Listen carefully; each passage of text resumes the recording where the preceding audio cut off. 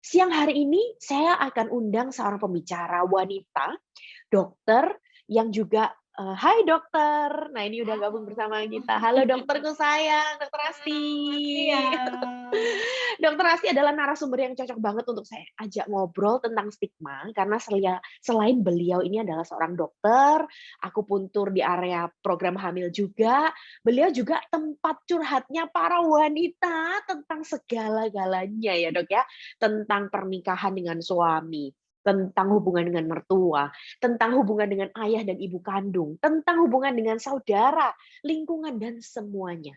Nah, hari ini kita akan ngobrol dengan Dokter Asti gimana caranya kita sebagai wanita tetap happy, tetap bahagia, punya fisik yang sehat, mind, body, and soul itu connected, supaya kita bisa bring out the best version of ourselves gitu ya. Dokter boleh kenalin sedikit buat teman-teman yang mungkin baru pertama kali kenal sama dokter, siapakah Dokter Asti yang ini? Silakan Dok.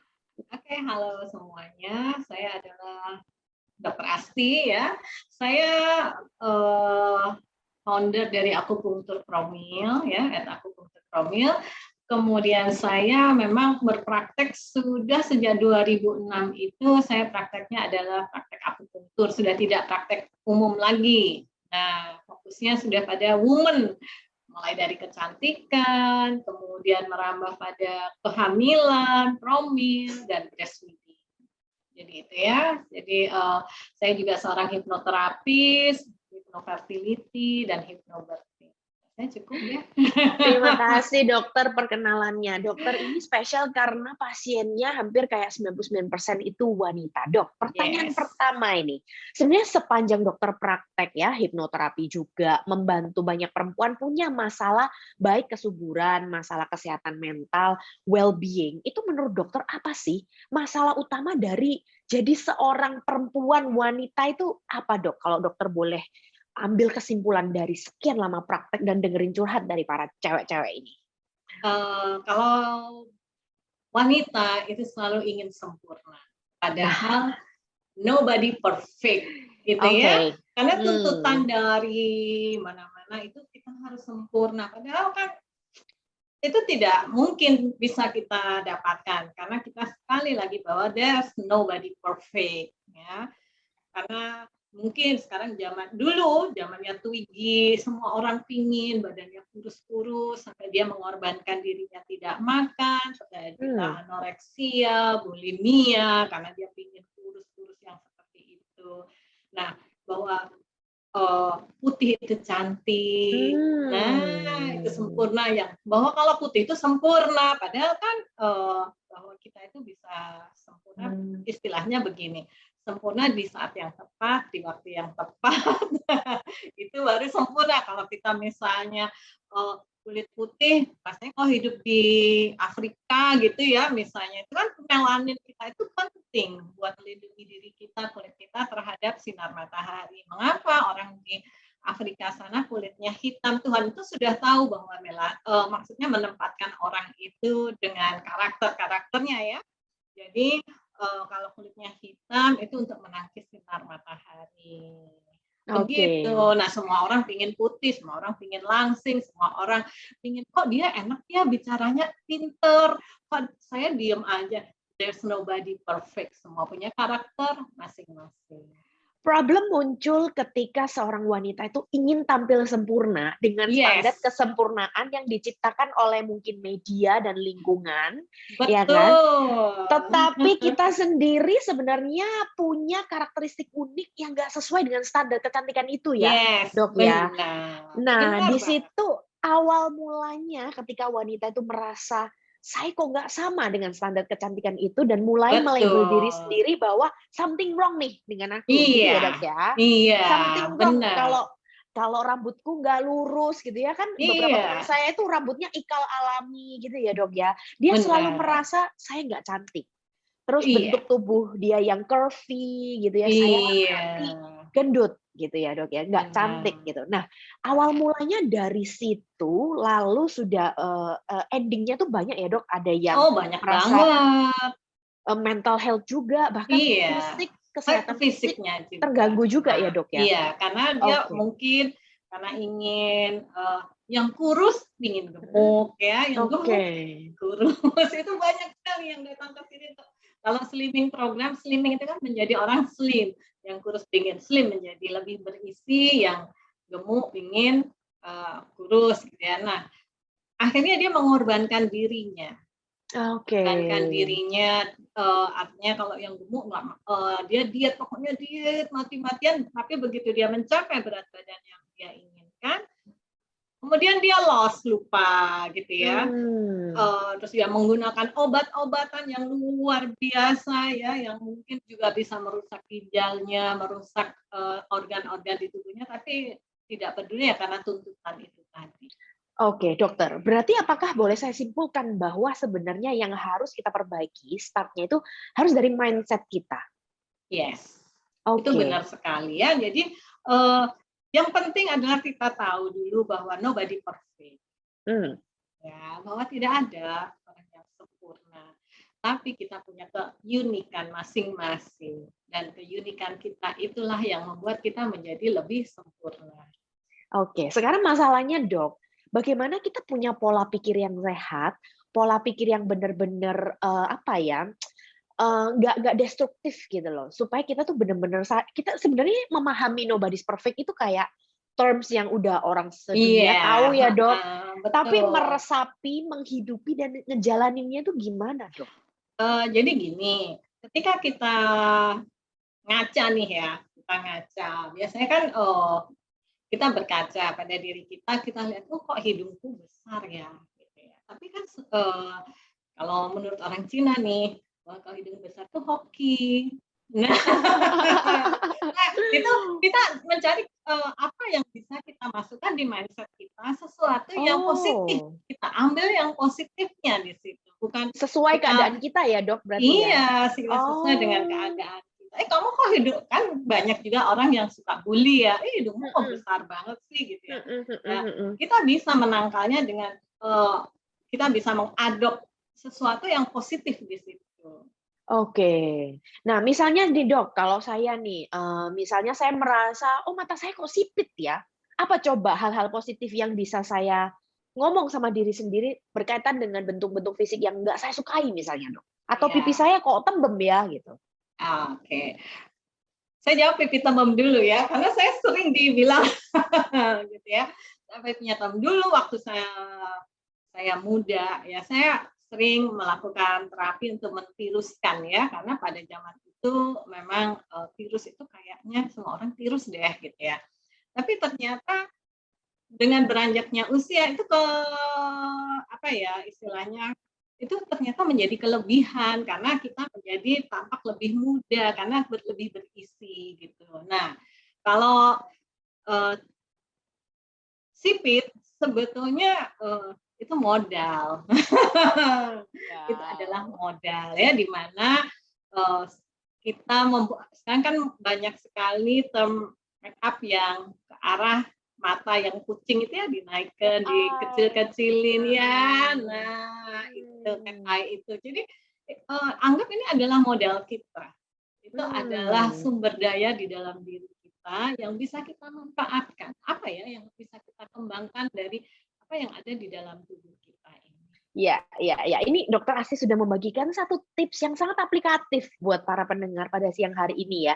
Jadi setiap manusia pasti punya ketidaksempurnaan. Dan kadang kita itu being too hard to ourselves, Dok. Misalnya orang lihat saya merasa saya nggak tembem, tapi saya selalu ngomong sama diri saya ini tembem gitu ya. Padahal Iya, orang lihatnya belum tentu kayak gitu. Ya, betul. dan memang butuh kita untuk selalu shifting mindset kita, ngomong hal yang positif, untuk kekurangan-kekurangan yang, di Betul. area-area yang kita anggap kurang ini. Nah, Iya, sekarang Dok, saya kepingin diskusi sama dokter. Kalau kita nggak bisa memenangkan di area ini, memenangkan dan berdamai dengan ketidaksempurnaan yang ada dalam diri kita, itu bisa kebawa nggak Dok? Misalnya kalau kita berumah tangga, kita punya anak, akhirnya kita juga merasa rumah tangga kita nggak sempurna, suami kita juga kurang sayang, kurang romantis. Coba lihat si A ulang tahun dapat branded bags. Aku kok nggak dapat apa-apa dari suamiku. Si B belum-belum udah dibeliin mobil baru, motor baru, misalnya jam tangan baru. aku kok nggak digituin ya sama suamiku, anakku kok ini dan itu rembetannya bisa sampai ke situ nggak Oh sih, Dok? iya, istilahnya panjang Iya. ya, jadinya dowo. Mhm, heeh heeh. Nah itu gimana, Dok? Nih. Cut-nya gimana supaya kita nggak merembet sampai ke situ, gitu? Ya. Rumput tetangga selalu lebih baik ya daripada That's right. rumput kita sendiri ya. Nah, di situ kita harus memahami bahwa rumput tetangga itu tidak selalu tampak lebih baik ya. Mmm, Bahwa kita lupa sebetulnya tetangga kita juga melihat kita yang sama, kelebihan-kelebihan kita gitu. Tapi itu tidak kita sadari ya, bahwa kalau kita melihat orang lain, berarti orang lain juga melihat diri kita. Berarti sebetulnya semua orang itu punya kelebihan, semua orang itu punya kekurangan. Nah, sekarang adalah kita jangan pernah sekalipun membanding-bandingkan diri kita dan menyamakan diri kita dengan orang lain. Kita fokus pada diri kita fokus pada keluarga kita fokus pada anak kita. Saya yakin ketika saya minta Anda menuliskan kekurangan Anda dan menuliskan kelebihan Anda, saya yakin sekali Anda menulis kekurangan Anda itu cepat. ya. Bisa 10, bisa 20, tapi ketika saya minta Anda menulis kelebihan, itu pasti, apa ya, itu Lama ya, Dok? Hah? Lama? Lama, itu hampir semua orang begitu, karena semua orang fokus pada kekurangannya. Nah, sekarang kita harus merubah pola ini, ya. Fokuslah pada kelebihan. Sehingga ketika Anda diminta untuk menulis, apa sih kelebihanmu? Anda tuh bisa menulis lebih banyak daripada kekurangan Anda. Karena ketika ada orang-orang datang, itu pasti, coba sih tulis kekuranganmu, coba tulis kelebihan. Oh, kalau kekurangan tuh bisa cepat sekali, bisa ganti balik. Wah, dia nulis. Coba nulis kelebihanmu apa?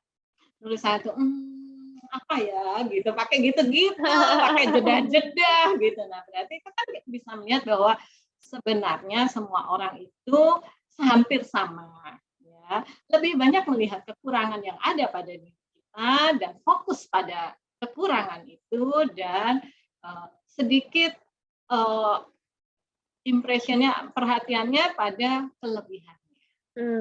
Sehingga dia membanding-bandingkan orang lain. Padahal di luar sana orang lain juga membanding-bandingkan dirinya dengan Anda. Nah, ini. Dok, tapi apakah ada hubungannya antara pola parenting kita dengan pola asuh kita ya? Saya dibesarkan oleh orang tua yang seperti apa, itu membentuk gambar diri saya nggak sih terhadap sesuatu? Pastinya. Karena Hmm. kan ketika kita dilahirkan itu sugesti kita masih kosong ya, lembaran kosong. Mhm. Nah, ketika ada sugesti-sugesti masuk, ya itu Hmm. kan langsung tertancap di Oke. pikiran kita. Nah, makanya ketika kita punya anak atau kita punya suami ya, kita Mhm. harus selalu bilang bahwa anak ganteng, anak cantik, anak pintar. Saya bertemu satu pasien nih ya. Mmm. Kebetulan beliau adalah petinggi di Polri ya. Saya benar-benar salut sama mereka ya.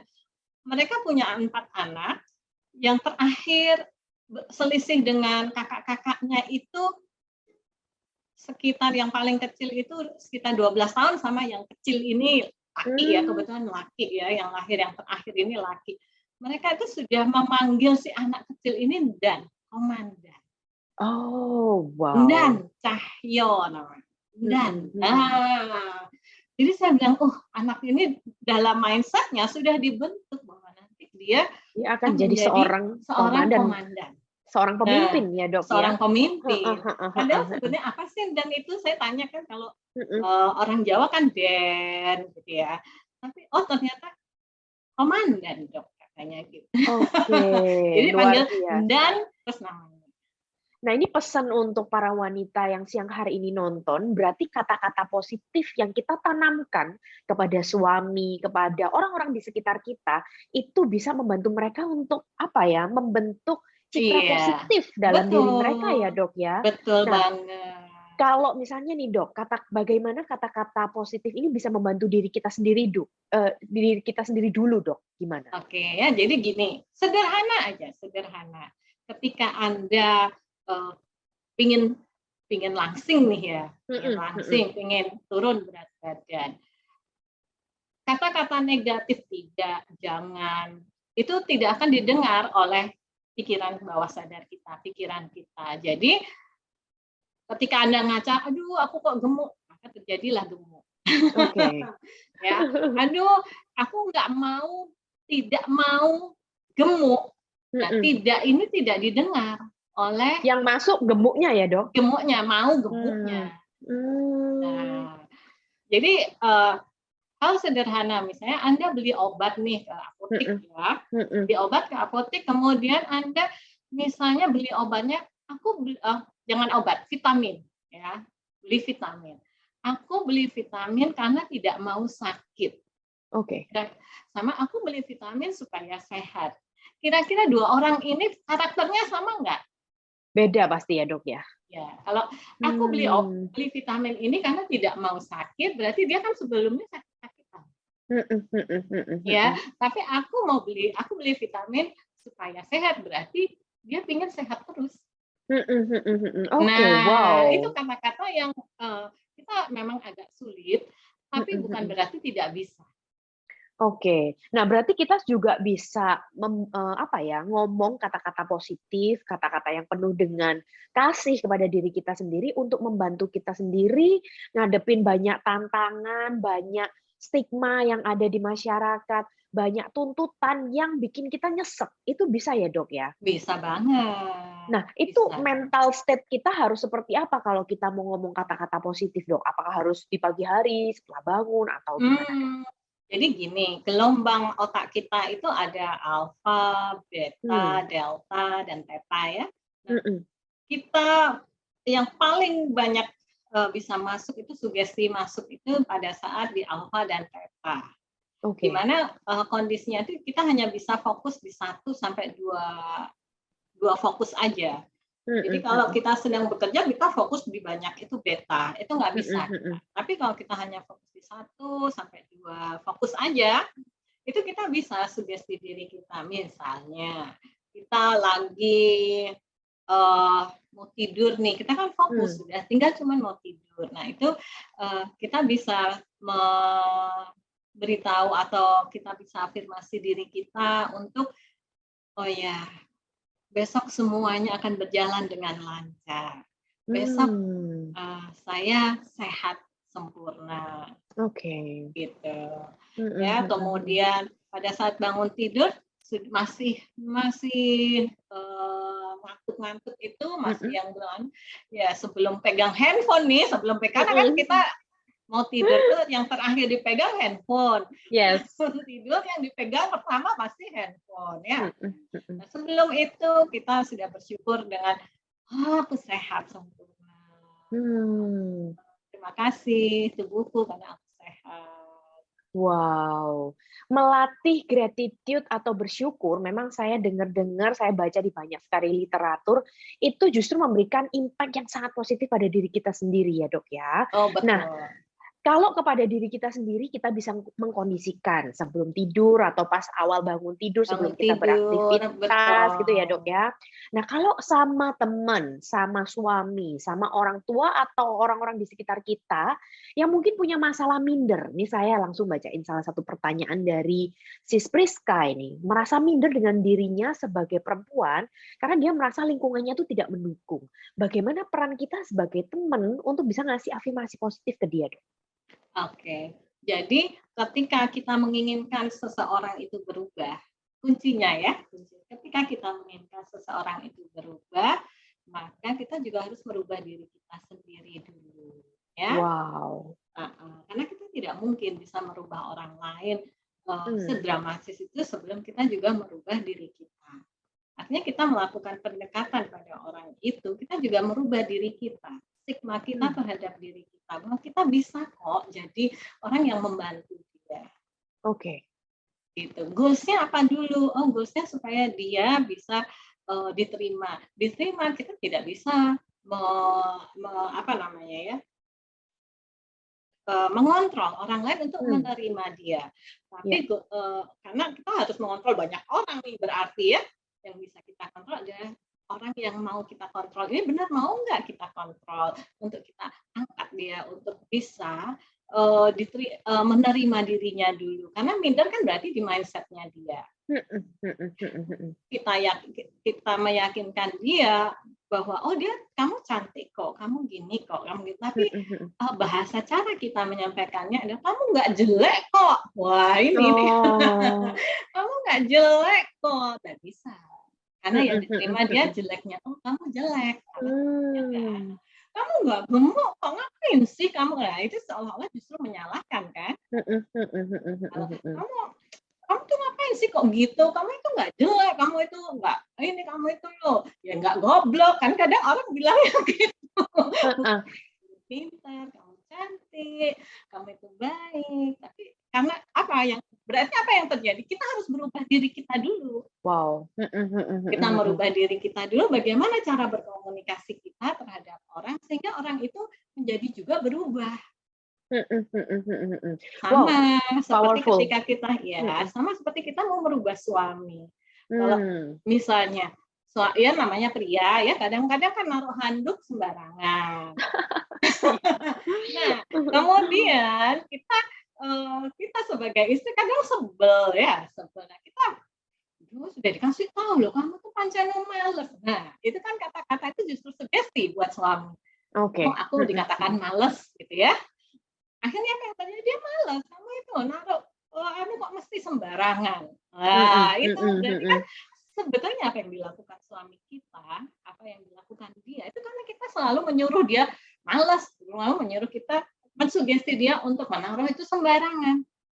Jadi kita yang merubah diri kita, bagaimana kita berkomunikasi. Kayaknya susahnya di situ, Dok. Ngerubah diri kita, nahan emosi. Karena kan kita udah cenderung punya label ya sama orang itu ya. Kita sebenarnya mau dia berubah, itu supaya dalam tanda kutip mungkin nggak ngerepotin kita. Kalau kasusnya sama suami mungkin ya, Dok ya. Ya kan, supaya intensinya adalah kamu berubah, supaya aku nggak repot-repot membereskan semua barang-barang kamu.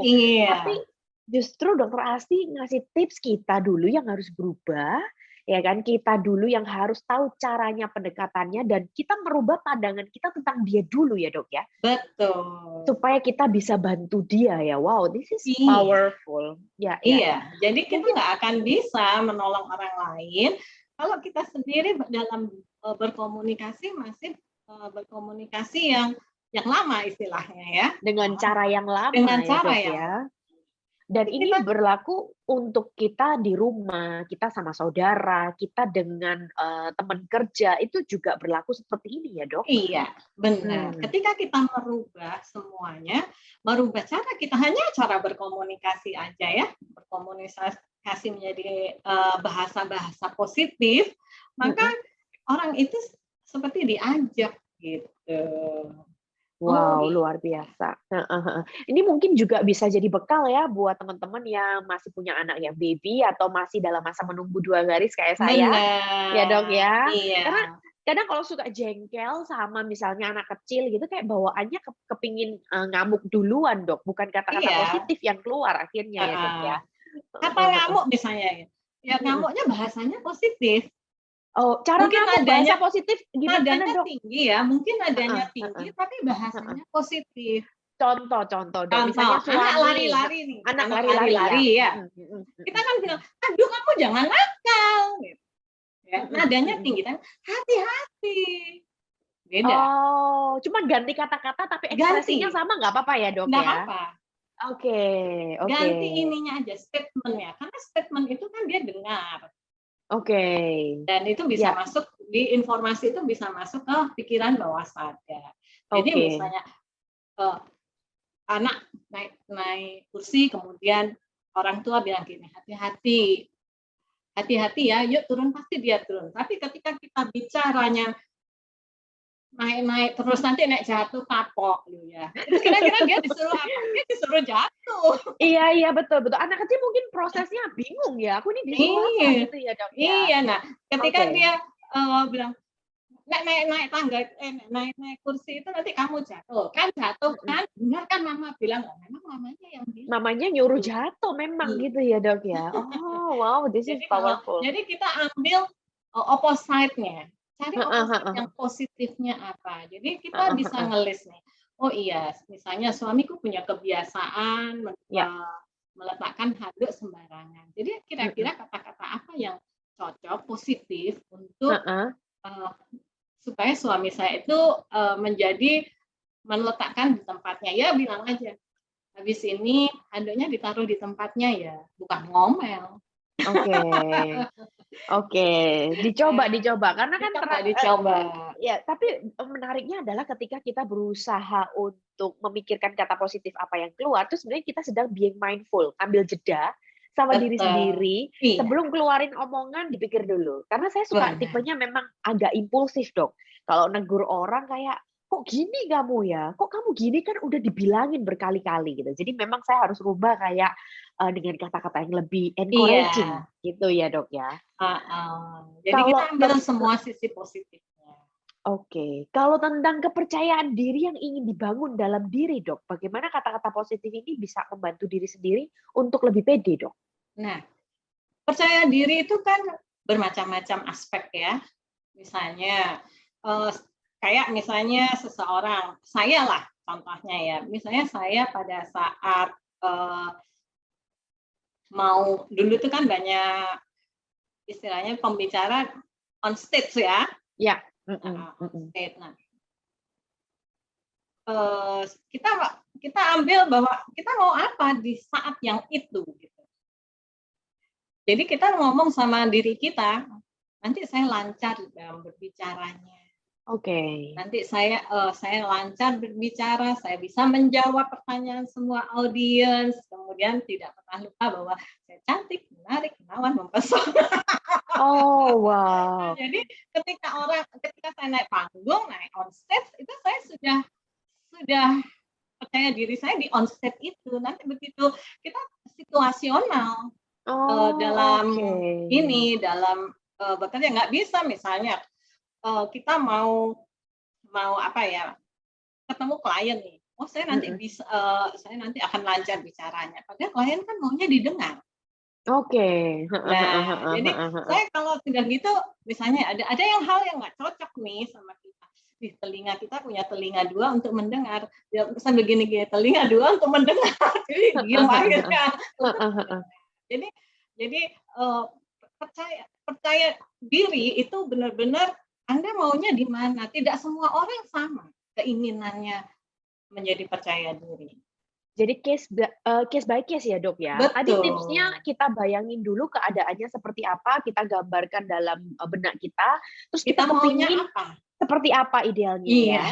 Oke, terus betul. kita bayangkan afirmasi positif gitu ya. Heeh, Nah, yang kita maui, bukan yang yang kita tidak mau. kita Oke, maui. heeh, jangan yang dibayangin, "Entar aku jangan sampai jatuh, keselip, Iya, kalau pas naik tangga itu heeh, beneran jatuh ya nanti ya, Dok, beneran ya?" jatuh, Iya.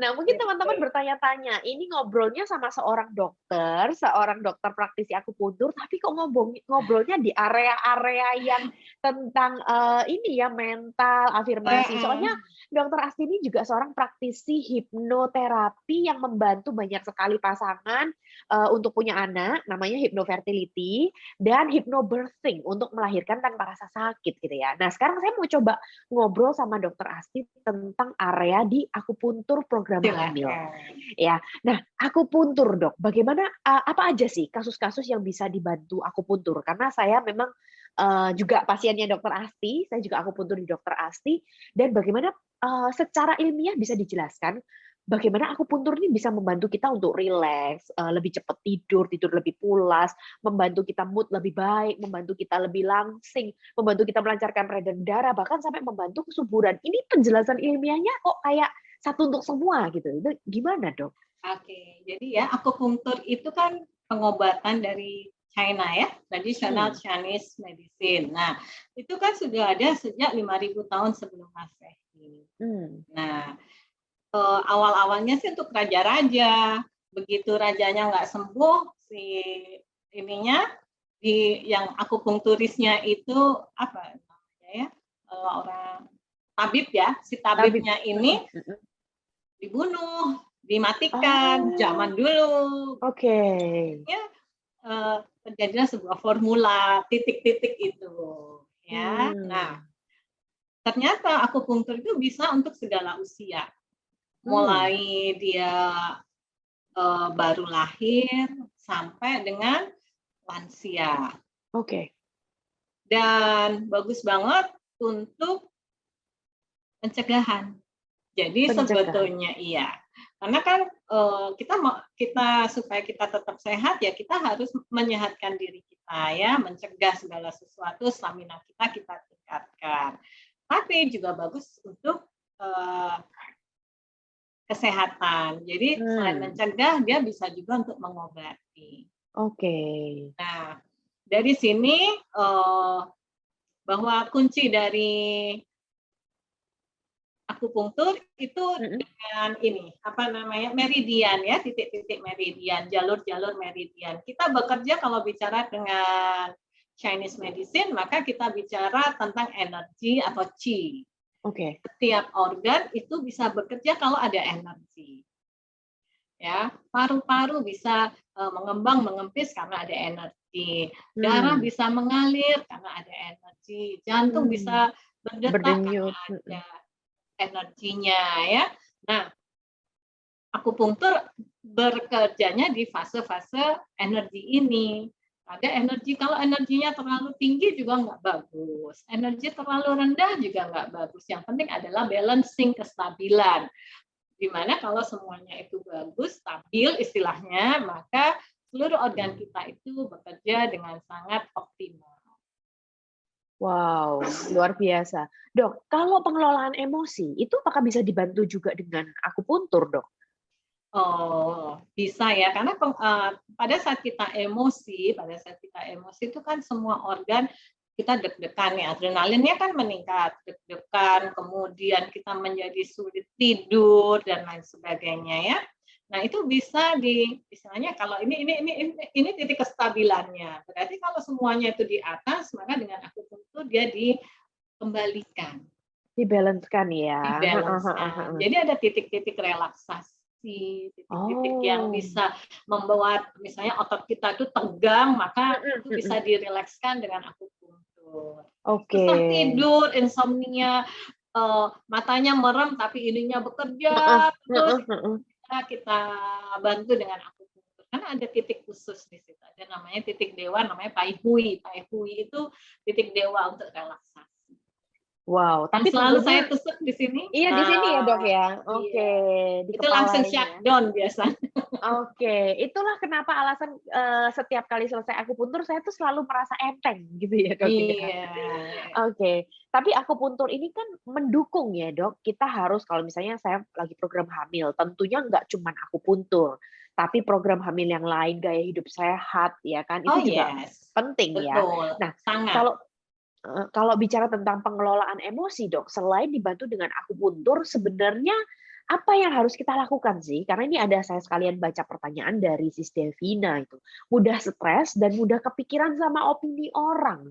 Itu selain mungkin dibantu dengan akupuntur, afirmasi positif, apalagi Dok yang harus kita lakuin, Dok? Kembali lagi pada yang awal ya, berarti opini orang. Opini orang itu buat apa sih kita dengarkan? Sebetulnya gitu ya, GP aja emang gue pikirin karena berarti kalau kita bingung dengan orang lain sama seperti kalau kita mau langsing. Kita tuh sebetulnya mau langsing itu pingin apa sih? Pingin opini orang atau pingin badan kita sehat? Oke. Ya, kalau kita pingin karena opini orang bahwa langsing itu cantik, langsing itu begini, ketika kita sudah langsing, namanya orang pasti dia bilang gini, kok kamu langsing tapi kelihatan tua loh, kok kamu ini kamu sakit ya? Nah itu bingung lagi nanti. Jadi tujuan kita itu sebetulnya apa? Karena kita nggak bisa loh netizennya segitu banyaknya, ya kan? Dan nggak bisa kita memuaskan 100% orang. Pasti sama seperti saya punya pasien nih ya.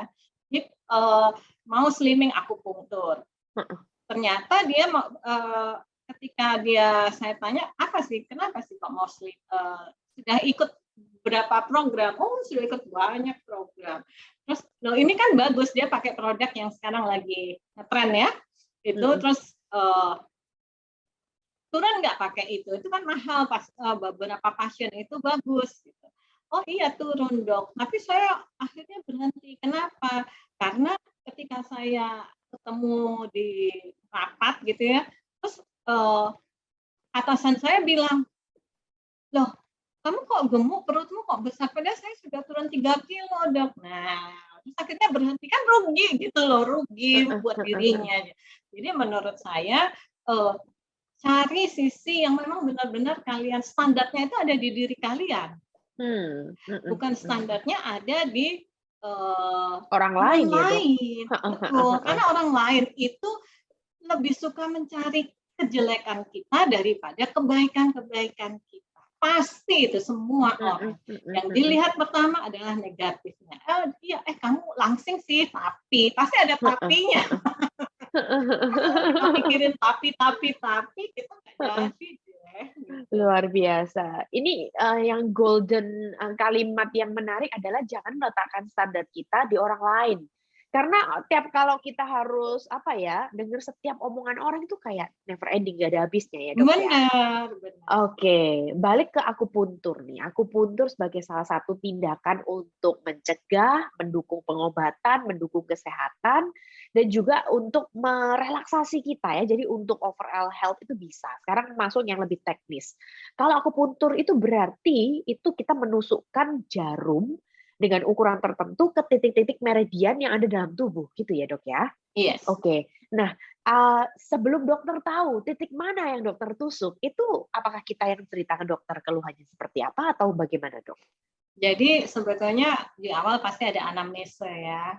Pasiennya ditanya-tanya dulu keluhannya apa, kemudian pasiennya bercerita masa lalunya, pengalamannya yang sudah dia alami. Ya. Nah, barulah kita mulai masuk di pemeriksaan. Nah, pemeriksaan dalam terapi akupuntur, dalam TCM itu menggunakan 3 nadi. Ya, kita letakkan 3 jari kita ini di telapak di pergelangan tangan kita. Nah, di situ kita baru bisa mendiagnosa. Jadi pemeriksaannya adalah nadi dan lidah. Dari nadi dan lidah itu kita bisa tahu ada gangguannya di mana, dan kemudian kira-kira emosi yang dominan yang mempengaruhi dia bisa istilahnya mengalami keluhan itu pun bisa kita tahu. Nah, dari habis anamnese, pemeriksaan, kemudian kita diagnose, maka barulah kita melakukan terapinya. Terapinya ya kita membalanskan mana-mana yang tidak balance, mana-mana yang punya kecenderungan meningkat berlebih atau menurun yang berlebihan.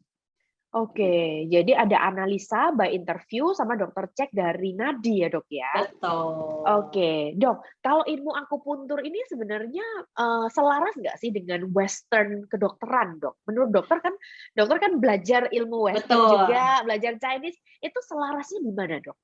Jadi setelah saya, jadi gini, saya merasa beruntung ya, karena saya lulus dokter dulu baru belajar akupuntur. Ya. Karena ternyata di akupuntur ini justru relate gitu. Justru relate, kita bisa tahu bahwa oh iya, kenapa orang kan kalau dokter di kedokteran barat, kamu harus sabar loh, malah nanti tekanan darahnya naik dan lain sebagainya ya. Nah, justru relate di kedokteran TCM ini. Oh, ternyata kalau orang marah itu mengakibatkan organ livernya ini akan bekerja keras, dan organ liver yang bekerja keras itu akan membuat ada hubungannya dengan jantung sehingga sirkulasi darahnya meningkat. Jadi itu sih. Sebetulnya justru saya bersyukur itu ternyata bisa dicari penyebabnya, dan kita bisa mengobati langsung pada organ yang membutuhkan ini treatment ya dok ya? Penyebabnya itu kita bisa.